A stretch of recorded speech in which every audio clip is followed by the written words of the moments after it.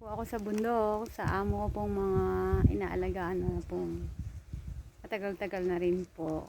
So bumili lang po ako ng ng cheese at saka ako lang po ng jam para po mamaya at bukas.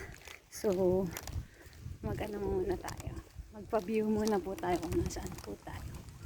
Ang sarap dito, presko, hindi mainit. Pero kahit mainit siya, mahangin siya, oh.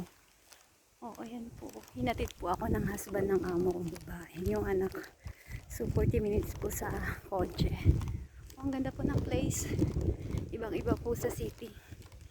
Teka, naliligaw po ata. Dito po ako dadaan. Naligaw na yan, oh. Ito po, oh, ang ganda po ng place. Ang lamig. Oo, ang ganda po. Dahan-dahan lang po ako. Baka mapasudsud po ako dito. Mauna pa po ako dito sa pinababaan ko. Ang ganda po ng place. Sulit po.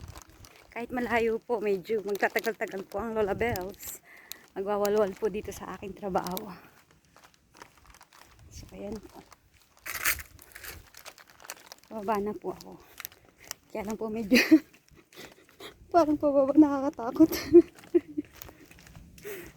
Bumili lang po ako. Malapit lang din naman po yung tindahan. So, yan. Dito na ako. Lapit na ako. Diba? Simple lang. Talagang bakasyonan lang po nila talaga. O, yan. Dyan lang